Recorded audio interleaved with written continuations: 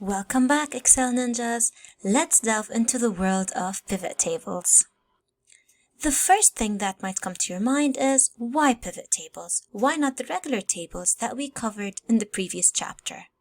Well, when you're analyzing large data sets, you might need to rearrange and summarize the information differently, of course, depending on what you're trying to achieve. Pivot tables are very helpful in that regard. As per the case in the chapter, let's suppose you are presented with this huge data set about the different types of cars displayed in your showroom. You've got the transaction ID, the type, the color, the miles traveled, condition, display days, profit, and you are trying to summarize the data so that when a customer walks into your showroom, you have the data to help them out and answer their questions. Now, some customers might be interested in the condition of the car, so they want only brand new cars. Others might be interested in a certain color or a certain type. Can you instantly rearrange and summarize the information in a different way? Well, this is what pivot tables are really good at doing. They allow you to examine data from different angles and get just the information that you need. Let's take a look. Let's start out by creating a pivot table. Just like we would do when we are trying to create a table, we're going to be selecting the range and going to insert and then selecting either pivot table or recommended pivot table. A blank one is where you can manage and organize the data based on your needs. A recommended pivot table is where Excel is going to give you suggestions and previews of recommended ways to rearrange your data, which might come in handy when you first start using pivot tables. In this exercise, we're going to start out by creating a blank pivot table and then later on creating one from the recommended list that Excel is offering.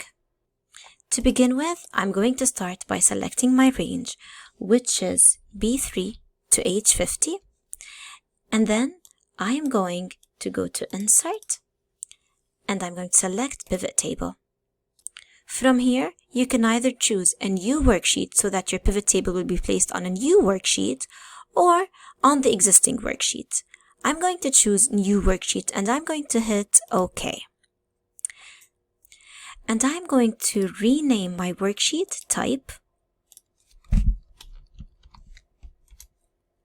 And I'm going to move the worksheet next to the Data 1 worksheet. Now, I'm going to go really quick back to the Data 1 worksheet. And I just want to show you something.